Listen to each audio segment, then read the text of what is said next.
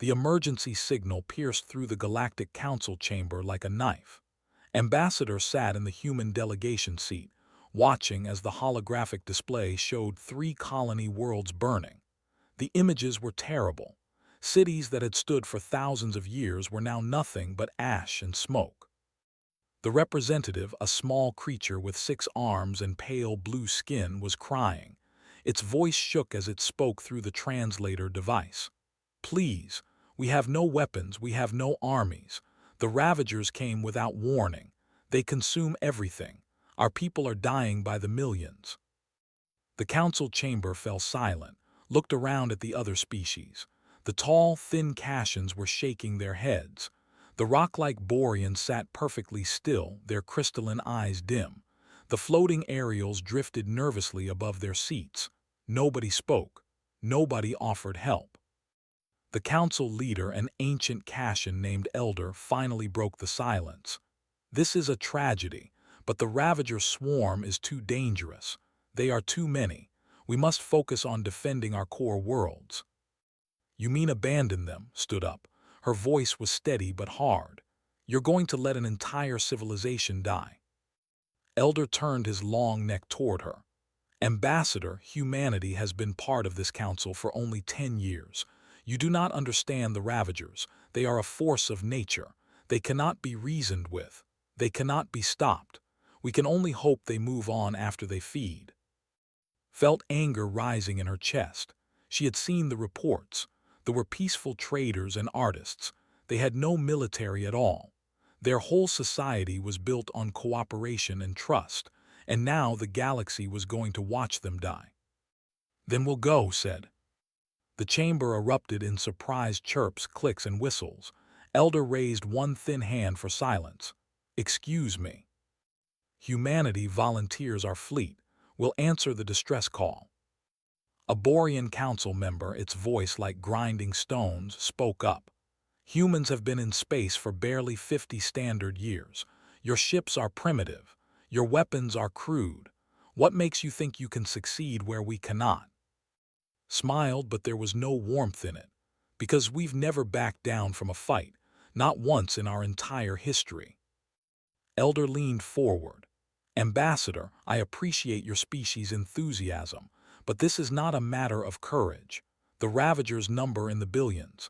They travel in bioships that can regenerate damage. They use acid and toxins that melt through standard hull plating. Most of our species would die from simple exposure to their weapons. What can humans possibly do?" "We can try," said simply. "Isn't that what this council is supposed to be about? Protecting those who can't protect themselves?" The representative looked at with large, hopeful eyes. "You would do this for us. We have nothing to offer in return." Walked over to the small alien and knelt down to its level. "You don't need to offer anything. You need help. That's enough." The vote was called. Most council members abstained. A few voted against, citing the risk to human ships and crew, but none of that mattered. Humanity had made its choice. 3 hours later was on a secure channel with Earth Defense Command. Admiral appeared on the screen, his face serious. "Ambassador, are you certain about this? We've never fought a space battle before. Our fleet is untested." "I know, Admiral, but we can't let the die. What good is having a fleet if we don't use it to help?" The Admiral was quiet for a moment. Then he nodded. "I'll send Captain Park and the Shock Fleet. They're our best. If anyone can do this, it's them." On the UNSF Indomitable, Captain Park stood on the bridge, reading the deployment orders. He was a tall man with graying hair and calm eyes. He had served in 3 Earth wars before joining the space fleet. He knew what combat looked like. What he didn't know was how it would work in space against an enemy humanity had never faced. "All hands, this is the captain," he announced over the ship-wide communication system. "We have received orders to deploy to the sector. We're going into combat against the Ravager swarm. This will be our first real fight. I won't lie to you, it's going to be dangerous. But there are billions of innocent people who need our help. We're going to give it to them." In the engineering bay, Minu Bay stopped his work and listened. He was the fleet's chief engineer, a genius with machines and quick fixes. He looked at his team. "You heard the captain. Start running full diagnostics on all weapons systems. I want backup plans for our backup plans." In the Marine Bay, Lieutenant assembled her troops. She was young for her rank, but she had proven herself in combat simulations again and again. "Listen up. We're going to war. Check your gear. Check it twice. And watch each other's backs out there." Commander stood at the tactical station, pulling up every piece of data the Council had on the Ravagers. It wasn't much. The swarm attacked quickly, consumed everything, and moved on. They used numbers to overwhelm defenses. Their bioships could split apart and recombine. Standard energy weapons had limited effect. He called up the human weapons inventory: kinetic cannons, missiles with chemical warheads, nuclear torpedoes, rail guns. Humans had developed weapons based on what worked on Earth: raw force and explosive power. Would it be enough? Across the fleet, similar scenes played out. On the destroyer Bold Strike, pilot Ara ran flight checks on her fighter craft. On the frigate Guardian, damage control officer Lee drilled his teams on emergency repairs. On the medical ship Mercy, Dr. Borashin prepared her surgical bays for casualties. Captain Park watched his crew work. They were efficient, professional, determined. They were also scared. He could see it in their eyes, but they didn't hesitate. That was the human way. Fear was acceptable. Quitting was not. The liaison, a young scholar named Song who had learned human languages, came to the bridge. She was smaller than most humans, her skin a soft lavender color. "Captain Park, I wanted to thank you personally. Most species would not risk themselves for us." Looked at her kindly. "We're all in this together now. Your people are worth fighting for." "But you've never faced the Ravagers. They are nightmares made real." "We've faced nightmares before," said. "We're still here." The fleet gathered in Earth orbit, 12 ships in all, 3 destroyers, 5 frigates, 2 supply vessels, 1 medical ship, and the flagship Indomitable. It wasn't a large fleet by galactic standards, but it was what humanity had. Admiral transmitted his final orders. "You are authorized to use any and all necessary force. Show the galaxy what humans can do, and come home safe." Captain Park gave the command. "All ships jump on my mark. 3, 2, 1, mark." Space twisted. Reality bent. The fleet disappeared from Earth orbit in flashes of light. Behind them, watched from the Council observation station, she whispered a prayer she had learned as a child. "Please let them be okay." Elder stood beside her. "They are brave, your people, but bravery alone will not be enough against the swarm." Didn't look at him. Her eyes stayed on the empty space where the fleet had been. "You don't know humans very well, do you?" "What do you mean?" "We come from a world that tried to kill us every single day. Predators, diseases, natural disasters. We survived it all. We thrived in it. We call Earth home, but every other species that's seen it calls it a. Maybe that's what the Ravagers need to face. Not more prey, but predators." In deep space, the colonies continued to burn. The Ravagers swarmed over the last remaining cities, consuming and destroying without mercy. They had encountered hundreds of species in their existence. All had fled or died. They had never met humans. The void of space rippled. 12 ships appeared at the edge of the system, moving fast and steady. The hunt was about to go both ways. The Indomitable dropped out of jump space with its weapons already hot. Captain Park stood on the bridge, watching the tactical display update. What he saw made his jaw tighten. Hundreds of Ravager bioships filled the space around the third colony world. They looked like massive insects, their hulls organic and pulsing. Between them, small refugee ships fled in panic, trying to escape the slaughter. "Captain, I'm reading 17 civilian transports," Commander reported from Tactical. "They're taking heavy damage. Life signs are dropping fast." "How many Ravagers?" "Counting now. Over 300 ships, sir, and more are coming from the planet's surface. Someone on the bridge whispered a curse. The odds were insane, but didn't hesitate. All ships battle formation delta, weapons free, protect those transports. The human fleet spread out, moving with purpose and speed. The Ravagers noticed them immediately. A swarm of bioships turned toward the new arrivals, their acid cannons glowing with green light. Their firing called out. Evasive maneuvers, return fire with kinetic cannons. The Indomitable rolled to the side as streams of acid flew past. The human ship's cannons roared to life, not energy beams like most galactic ships, but solid metal slugs fired at incredible speeds. The first rounds hit a Ravager ship dead center. The biohull exploded in a spray of organic matter. The bridge crew cheered. Again, ordered, all batteries continuous fire. Across the fleet, human weapons opened up. Kinetic rounds, missiles, rail gun shots, all of it slammed into the Ravager swarm. The aliens had never faced such aggressive tactics. Their bioships were tough, but they were designed to absorb energy weapons. Solid metal rounds punched straight through them. But there were so many Ravagers. For every one the humans destroyed, 5 more took its place. Captain, the frigate Defender is being swarmed, reported.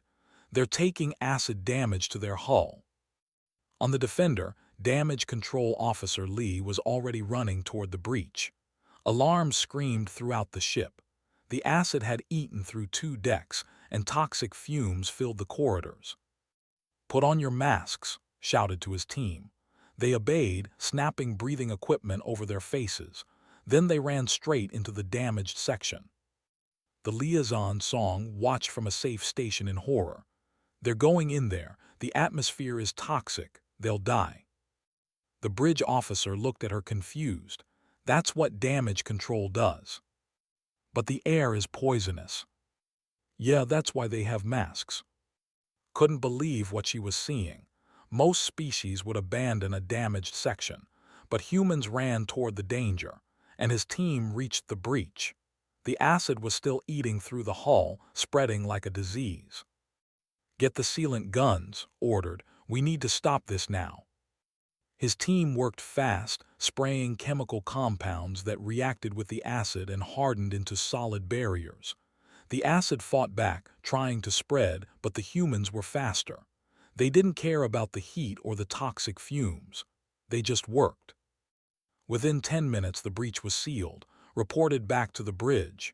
"Damage contained, Captain. We're still in the fight." Back on the Indomitable, allowed himself a small smile. His crew was performing beyond expectations, but the battle was far from over. "Captain, the Ravagers are adapting," warned. "They're grouping up, trying to swarm us with numbers." "Then we adapt too. Launch all fighters and prepare the missile barrage." Pilot Ara was already in her fighter cockpit when the launch order came through. She grinned.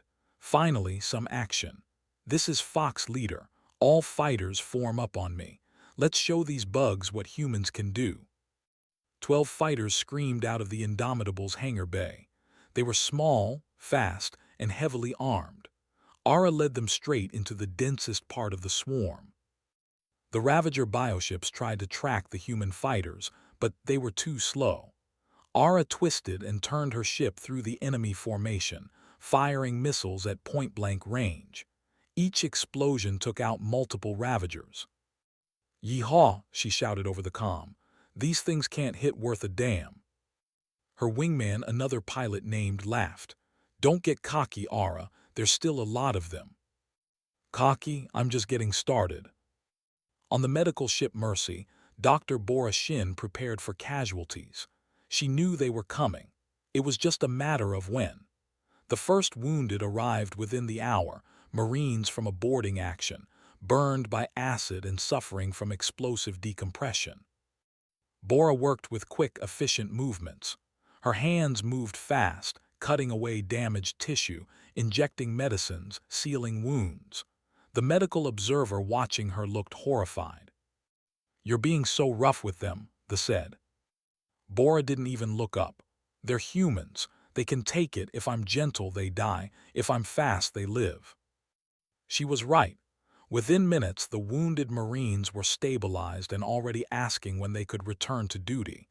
The observer couldn't understand it. These humans seemed to enjoy pain. No, that wasn't right. They just refused to let pain stop them. Meanwhile, Lieutenant led her Marine teams onto damaged transports. The civilian ships were dying, their engines failing, their life support breaking down, and her troops used cutting torches to force open sealed doors and pulled out terrified families.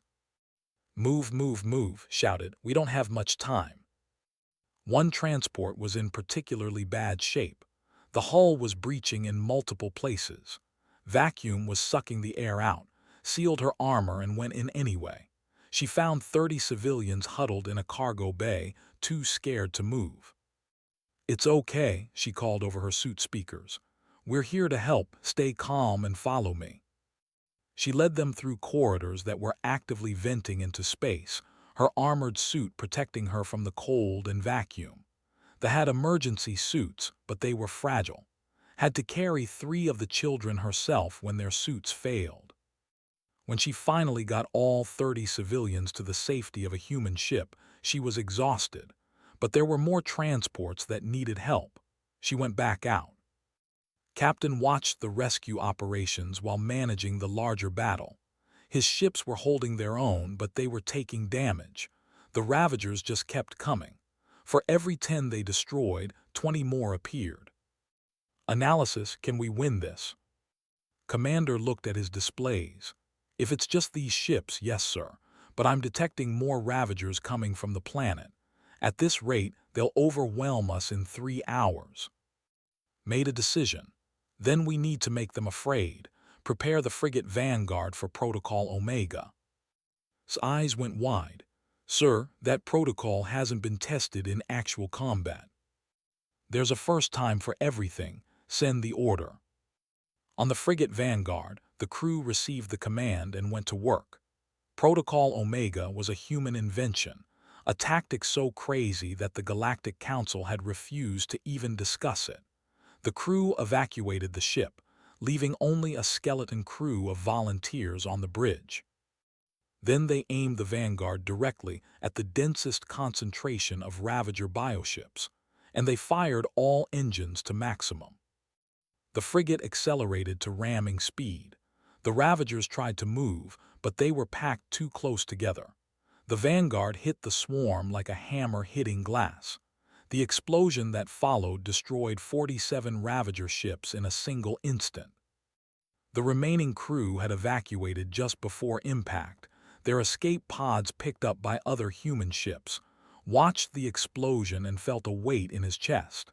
They had just lost a ship, but they had also sent a message. The Ravagers hesitated. For the first time in the battle, they didn't immediately press forward. They were confused. Species didn't sacrifice their own ships. It didn't make sense. But humans did. Because sometimes, one life traded for thousands saved was mathematics that had to be done. All ships press the advantage, ordered. Hit them while they're confused. The human fleet surged forward, weapons blazing. The Ravagers tried to regroup, but the momentum had shifted. The bioships started pulling back, creating distance. Commander couldn't believe his sensors. Captain, they're retreating, not fleeing, just pulling back. They're regrouping. They're learning, said quietly. They'll be back, and next time they'll be ready for us. Approached the captain. Her large eyes were filled with tears. You saved 12,000 of my people today. We can never repay this. Put a hand on her small shoulder. You don't need to repay anything, just survive. That's payment enough. But even as he spoke, he knew the truth. This was just the first battle. The Ravagers were still out there, still consuming the worlds. And now they knew humans were dangerous. The real war was just beginning. The human fleet regrouped near the edge of the system. Every ship showed damage. Burn marks from acid, hull breaches sealed with temporary patches, dented armor from impacts, but they were still fighting. Engineer Minyu Bei moved through the Indomitable's lower decks with his repair teams. He stopped at a damaged weapons battery and stared at it. The kinetic cannon was half melted from Ravager acid. Standard protocol said to abandon it and seal the section. Minyu had other ideas. "Get me the mining equipment from Cargo Bay 3, he told his assistant.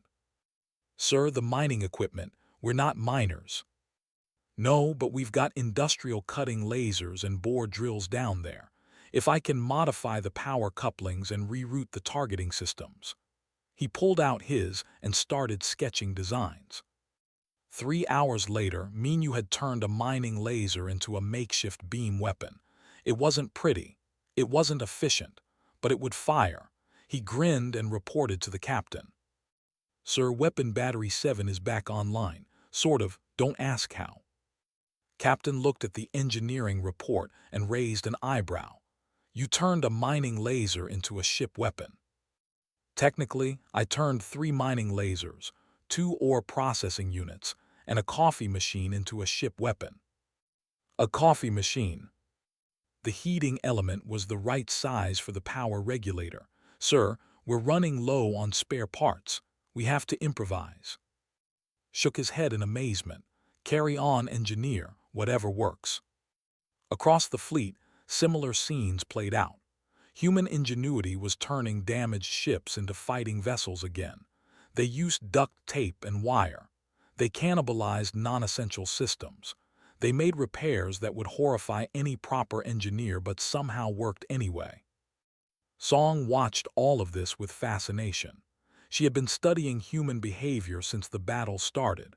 What she saw didn't match anything in Galactic Council records. "You repair things wrong," she said to Minyu as he worked.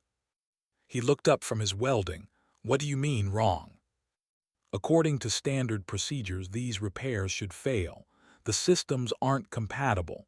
The tolerances are off. The safety margins are insufficient." "Yeah, but they work." "But they shouldn't." Minyu smiled. "Welcome to human engineering. We don't ask if something should work. We make it work anyway." On the bridge, Commander was developing new tactics. He had been analyzing the Ravager behavior patterns from the first battle. They fought like animals, swarm tactics, overwhelming numbers, no real strategy beyond consumption. Humans could use that. "Captain, I have an idea," said. "The Ravagers react to threats but don't anticipate them. They're reactive, not proactive." "Meaning?" "Meaning we can bait them. Make them think we're weak in one area, then hit them from another direction." Nodded slowly. "Tactical deception. They've probably never seen it before." "Exactly. Most species in the Council fight defensively. They protect their worlds and wait for the enemy to give up. But humans, we hunt." The captain stood up from his chair. "Prepare a tactical briefing. I want all ship commanders to understand the plan. We're going to show these Ravagers what happens when prey fights back." The fleet moved toward the second colony world. Intelligence said the Ravagers had a major concentration there, over 500 bioships consuming the planet's resources. It was a massive force. The Council would have called it unbeatable. Humans called it a target. But first needed his crew ready. He called a ship-wide meeting in the main hangar bay. Hundreds of crew members gathered, engineers, marines, pilots, medical staff. They were tired. They were scared. But they showed up. "I'm going to be honest with you," began. "What we're about to do is crazy. We're going to attack a force 5 times our size. We're going to use tactics that have never been tested in real combat. We're going to push our ships beyond their design limits." He paused, looking at their faces. "But I've been watching you all. I've seen what you can do. The Council species think we're primitive. They think our weapons are crude and our ships are basic. They think we can't possibly win. And you know what? They're right about one thing: we are different from them." His voice grew stronger. "We come from a world that kills 90% of species that try to evolve there. We survived by being tougher, meaner, and more stubborn than anything else. We learned to use tools. We learned to work together. We learned that sometimes the only way through a problem is straight through it.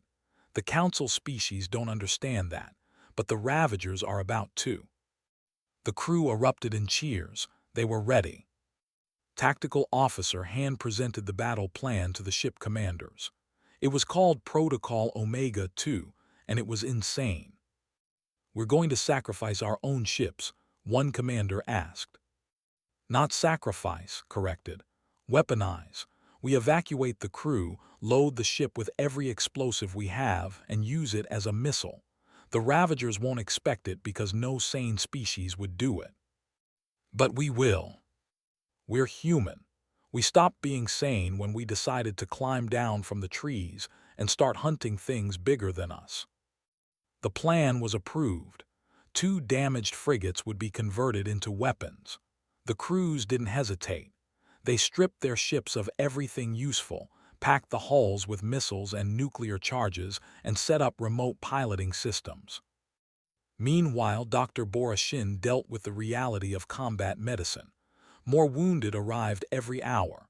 Burns, broken bones, radiation exposure, acid damage. She worked non-stop, her surgical team moving from patient to patient.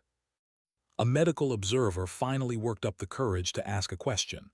"How can you treat them so roughly? You cut without asking permission. You break bones to set them properly. You inject powerful drugs without extensive testing." Bora looked at the small alien while stitching up a Marine's shoulder. "Because humans heal fast. Our bodies are designed for damage and recovery. What looks rough to you is normal for us.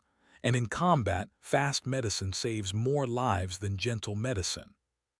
She finished the stitches and the Marine sat up immediately. "Thanks, Doc. When can I get back to my unit?" "Tomorrow. And don't tear those stitches or I'll use staples next time." The Marine grinned. "Yes, ma'am." The observer was speechless. The Marine had just been severely injured. He should be in recovery for weeks, but he was already planning to return to combat. The human fleet approached the second colony world carefully. Long-range sensors showed the Ravager swarm orbiting the planet, feeding on its resources. The bioships were packed together, confident in their numbers. "Perfect," Captain said. "They think they're safe. Execute the plan."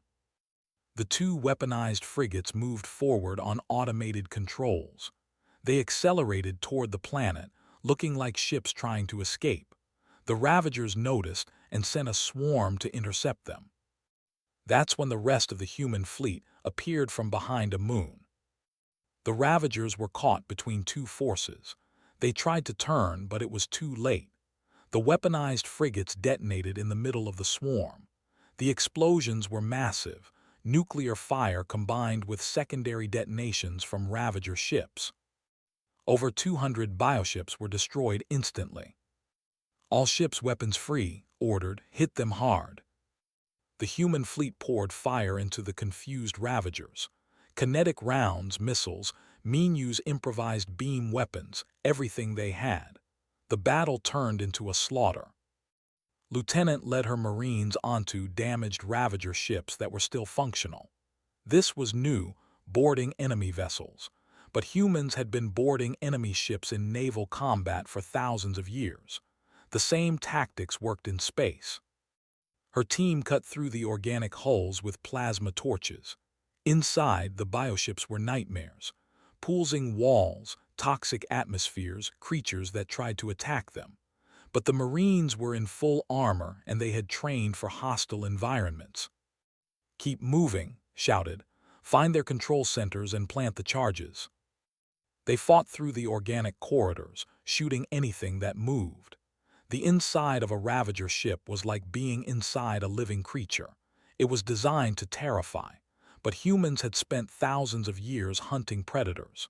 Fear was something they had learned to use, not surrender to. Found what looked like a central chamber, some kind of nerve center for the ship. She planted explosive charges and her team retreated. The charges detonated and the bioship died. They did this 7 more times. Pilot Ara flew her fighter through the chaos with pure joy. She was dogfighting Ravager drones, outmaneuvering them at every turn. Her wingman stayed with her, the two of them working as a team. "Ara, you've got 3 on your tail," called. "I know, I'm baiting them. Get ready." She led the pursuing drone straight toward a piece of debris from a destroyed ship. At the last second, she rolled her fighter sideways, slipping through a narrow gap.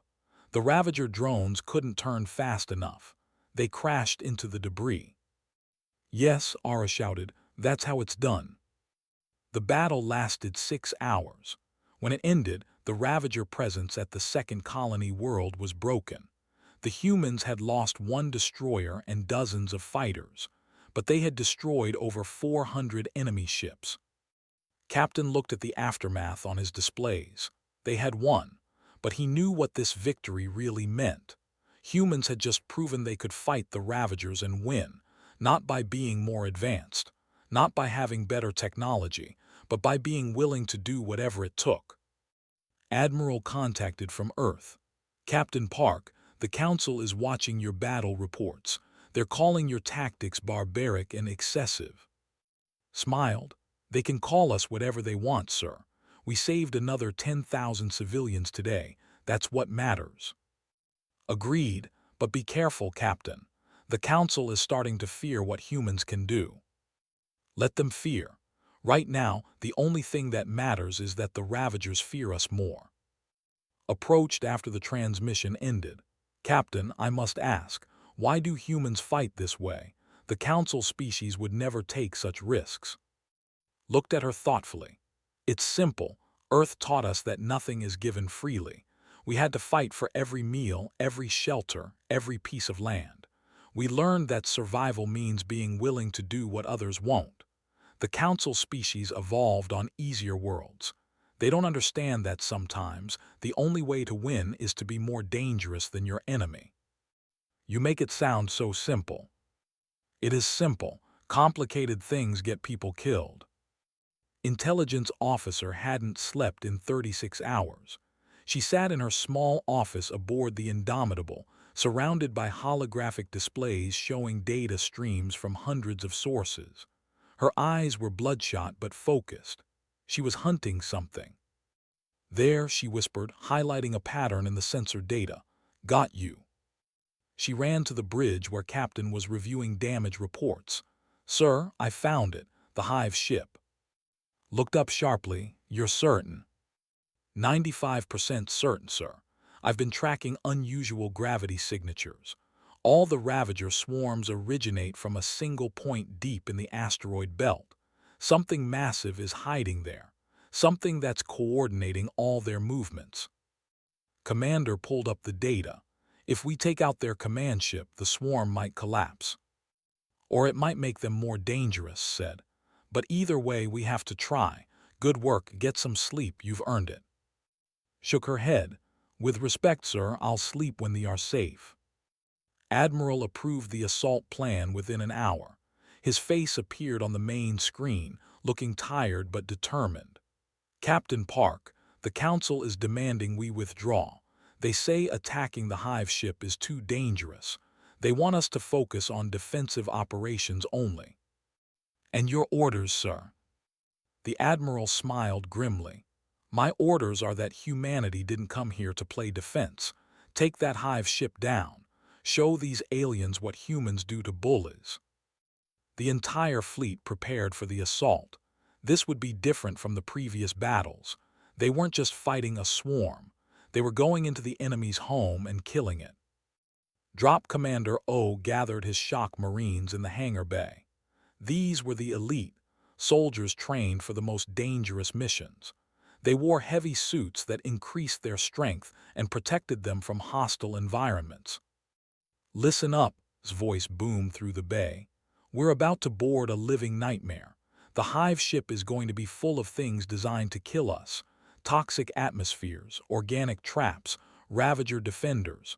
The Council thinks this mission is suicide." He paused and grinned.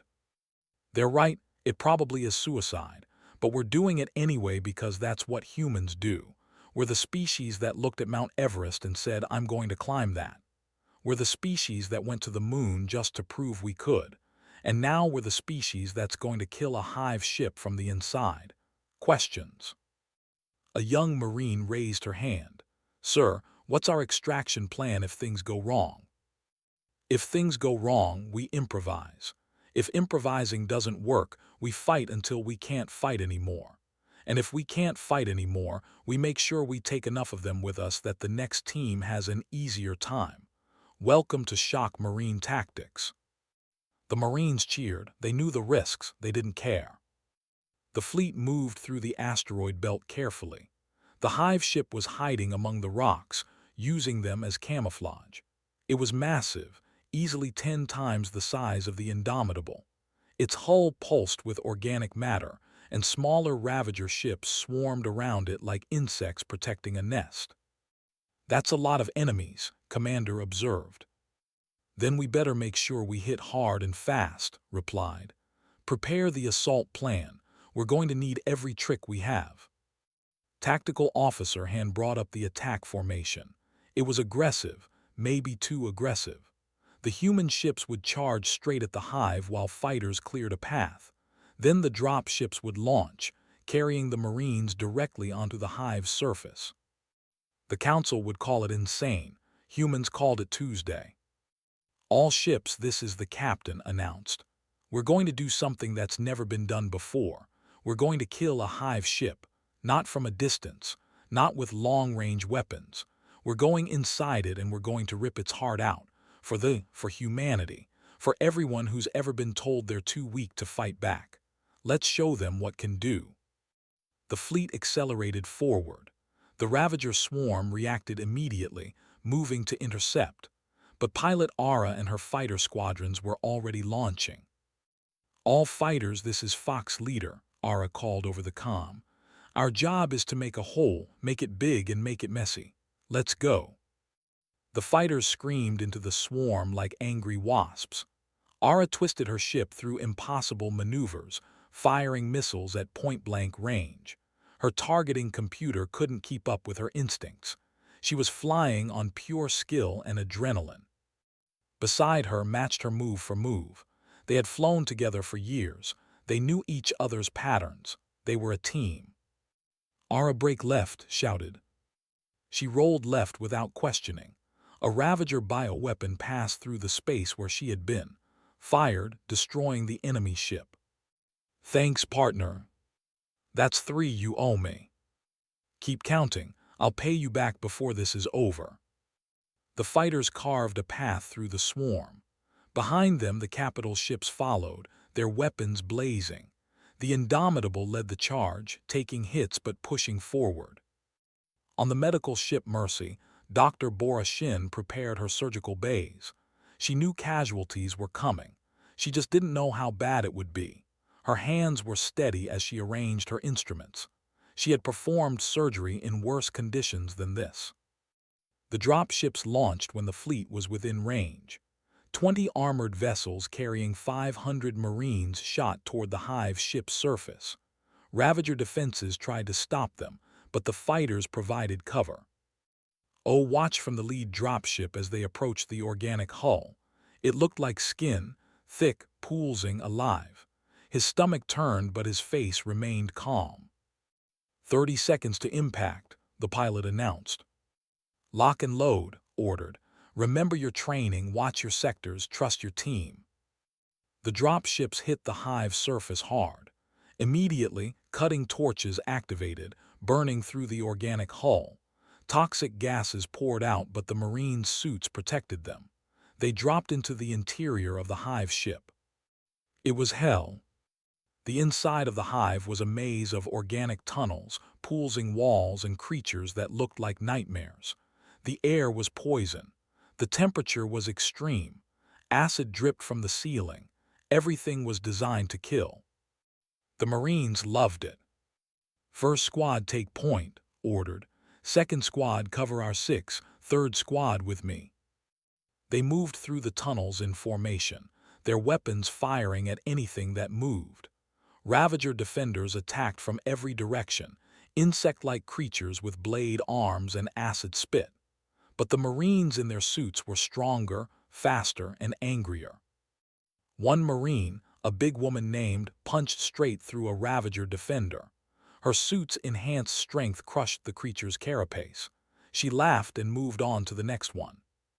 "These things bleed just like anything else," she shouted. Above them, the fleet battle raged. The Indomitable traded fire with dozens of Ravager ships. Captain coordinated the defense while monitoring the Marine assault. "Engineering, I need more power to forward shields," he called out.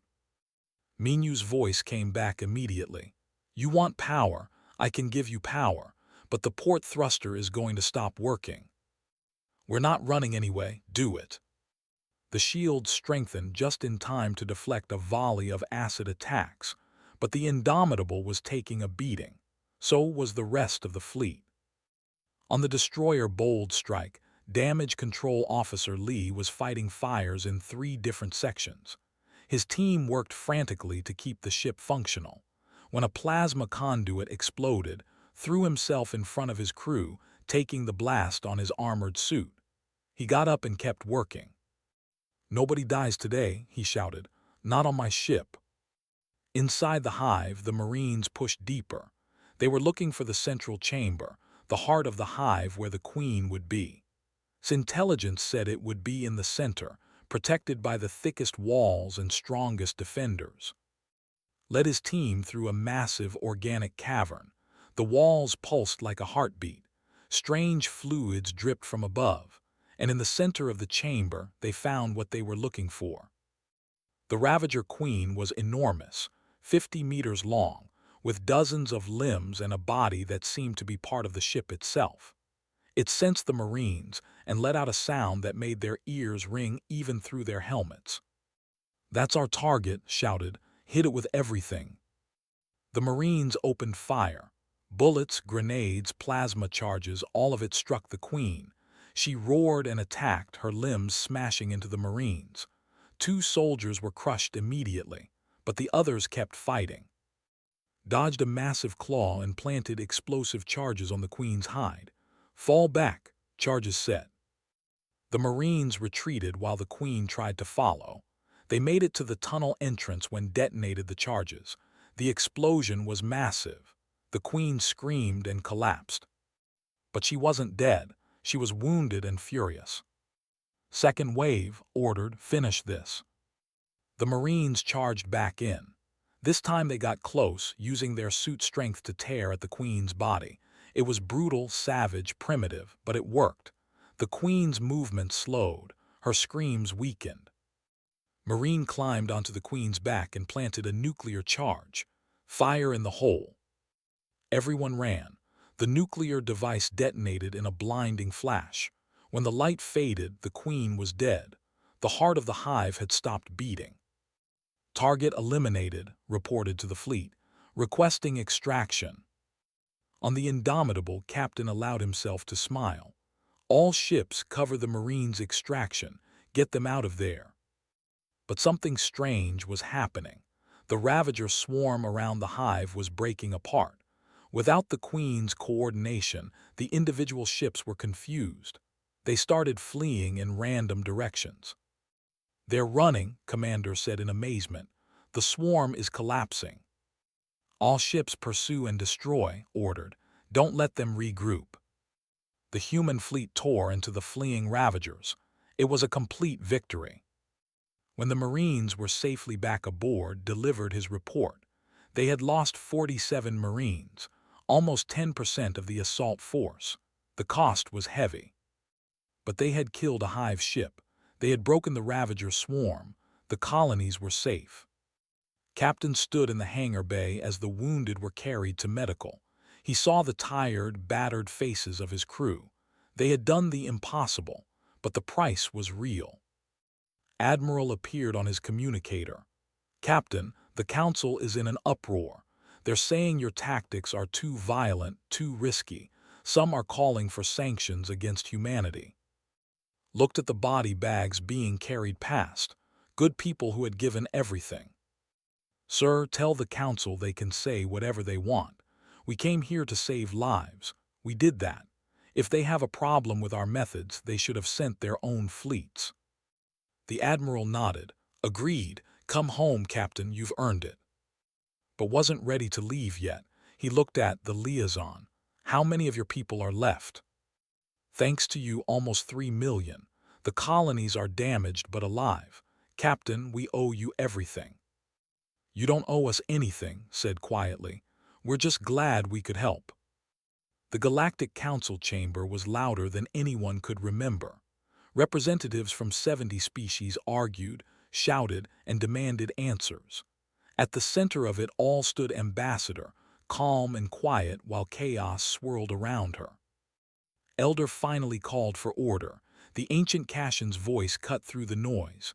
Silence, we will have order. He turned his long neck toward. Ambassador, the Council has reviewed the battle reports from the sector. The results are disturbing. Disturbing that we saved 3 million lives, asked. A Borean representative, its rocky form crackling with anger, spoke up. Disturbing that you used tactics of such violence. You sacrificed your own ships. You sent soldiers into environments that should kill them. You destroyed a hive ship with nuclear weapons detonated inside it. And it worked, replied simply. The chamber erupted again. Some species supported humanity's actions. Others were horrified. But no one could deny the results. The Ravager presence in the sector was broken. The swarm had fled. The colonies were being rebuilt. Elder raised a hand for silence again. The question before this council is not whether humans succeeded. Clearly, you did. The question is whether your methods are acceptable, whether humanity can be trusted with military power. Took a deep breath. She had prepared for this. Elder, honored council members, I understand your concerns. Humanity is new to the galactic community. Our ways are different. But let me ask you something. When the called for help, who answered? When the Ravagers were destroying an entire civilization, which species stepped forward? The chamber grew quiet. Humanity did, continued. Not because we expected payment, not because we had strategic interests, but because it was the right thing to do. You can question our methods all you want, but don't question our intentions. A small voice spoke up. It was a representative, one of the survivors from the colonies. If I may speak. Elder nodded. The floor recognizes the delegation. They stepped forward on shaking legs. My people were dying. We watched our worlds burn. We begged for help and no one came, except the humans. They fought when everyone else was afraid. They bled for us. They died for us. Whatever you think of their methods, they saved us when no one else would. That is all that matters to my people. Several other rescued species added their voices. The Ariels, who had lost a colony to pirates and been saved by human intervention. The Mineral Collective, whose trading ships had been protected by human escorts. One by one, they spoke in support of humanity. Elder listened to it all. Finally, he spoke. This council will take a recess to consider these matters. We will vote on formal sanctions tomorrow. The session ended. Walked out of the chamber to find Captain Park waiting for her in the lobby. He was wearing his dress uniform, medals shining on his chest. Behind him stood several other crew members who had been called to testify. How bad is it? Asked. Bad. Half the council wants to restrict our military operations. The other half wants to hire us for protection. We've scared them, Captain. Good. Fear keeps you cautious. Caution keeps you alive. Back on Earth, the returning fleet received a hero's welcome.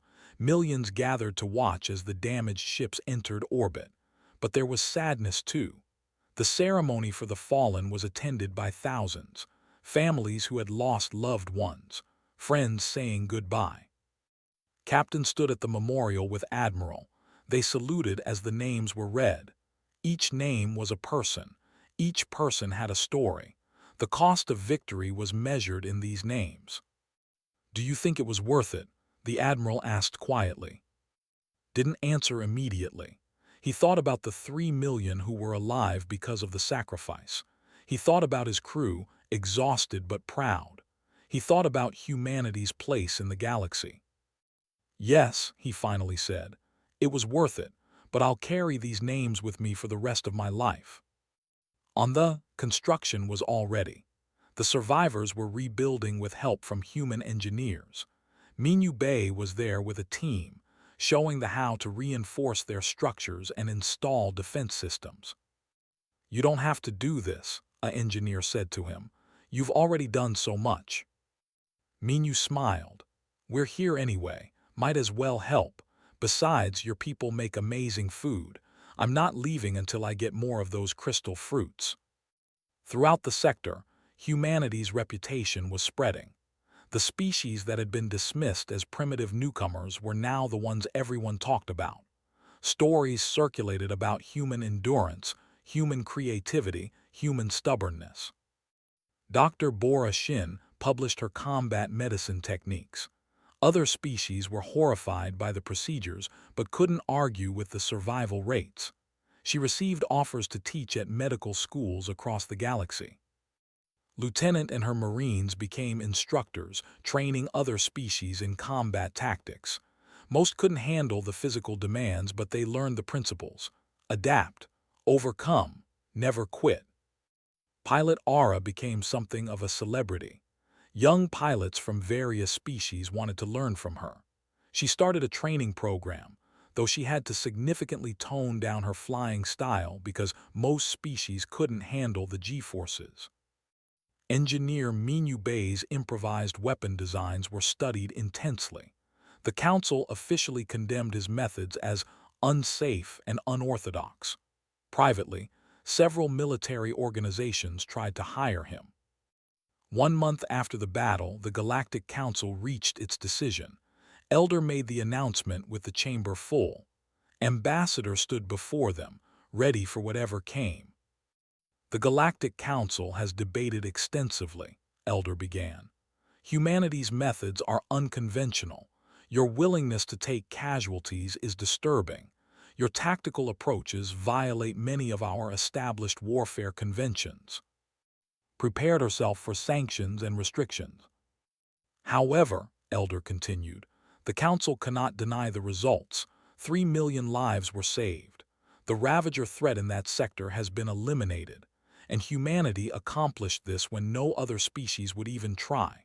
Therefore, the Council has decided not to impose sanctions. Instead, we are creating a new designation." A holographic display appeared, showing Earth. Humanity's has been officially classified as a Class 12. This is the highest danger rating ever given to an inhabited planet, and humans are hereby designated as the first sapient species. The chamber was silent.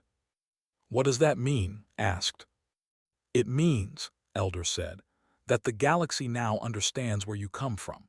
It means other species will know that humans evolved in conditions that would kill most of us. It means your methods, while shocking, are recognized as products of your unique origin. And it means that when the galaxy faces threats too dangerous for others to handle, humanity may be called upon." Wasn't sure if this was a compliment or a warning.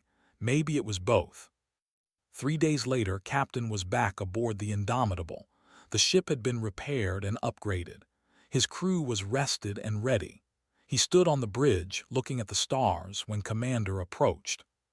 "Captain, you should see this." Pulled up a display showing 3 new distress signals. 3 different sectors. 3 different species under attack by pirates, raiders, and hostile forces. "The Council is asking if humanity can respond," said. Looked at the signals. More people in danger, more fights to be fought, more risks to take. He thought about his crew, tired, battered, but determined. He thought about the names on the memorial. He thought about the children who were alive because humans had refused to give up. He activated the ship-wide comm. "All hands, this is the captain. I need you in the main briefing room in 10 minutes. We have work to do." Within the hour, Admiral contacted the ship. "Captain Park, are you sure your crew is ready for another deployment? You've been through hell already." "Sir, we didn't join the fleet to sit around. There are people who need help. That's why we're here." The Admiral smiled. "I was hoping you'd say that. The Council is officially requesting human assistance with all three situations. They're calling it a shock fleet deployment. Shock fleet, repeated. I like it, has a nice ring to it. In the briefing room, the crew gathered. They looked at the mission parameters. 3 different missions, all dangerous, all urgent. Lieutenants Marines checked their equipment. Pilot Ara calculated flight times. Engineer Minu started planning modifications. Dr. Bora prepared her medical teams. Who's ready to deploy? Asked. Every hand in the room went up. No hesitation, no doubt. Across the ship, the same scene played out. From the recruit to the most experienced officer, everyone volunteered. This was what they had trained for. This was what humanity did. The Indomitable and her battle group left Earth orbit the next morning. As they jumped into hyperspace, recorded a message for the Council. This is Captain Park of the UNSF Indomitable. The shock fleet is deploying to assist the Confederation against pirate forces. We will arrive in 36 hours. To the people, help is on the way. To the pirates, surrender now or face the consequences. This is humanity's promise. We protect those who cannot protect themselves. And we never ever give up. The message was broadcast across all Council channels. Within hours, it had spread throughout the galaxy. Some species found it inspiring, others found it frightening, but everyone understood what it meant. They were coming.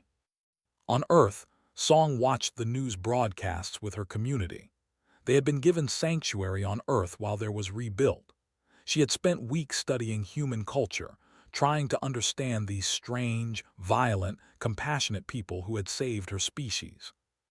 Why do they do it? A young asked her. Why do humans fight for others? Thought about everything she had witnessed, the sacrifice, the courage, the stubborn refusal to accept defeat. She remembered Captain's words on the bridge. Because Earth taught them that survival means fighting for every inch, but Earth also taught them that fighting alone means dying alone. So they fight together. They fight for each other. And now they fight for us too, because to humans we're all in this together. Far across the galaxy, 3 species waited nervously for help to arrive. They had heard the stories about the species from the world of fire, ice, storms, and predators, about the people who laughed in the face of danger and charged straight at things that should terrify them. The stories said that humans were crazy, that they fought with a ferocity that shocked even their enemies, that they never knew when to quit. The stories were all true. And for those who needed help, that was the best news they could hear. The shock fleet was coming, and with them came a simple message that would echo across the stars for generations to come. You are not alone, we are humans, and we're here to help. No matter what it takes. Even if it means going through hell itself. Because humans knew hell, they came from there, and they had learned to make hell afraid of them.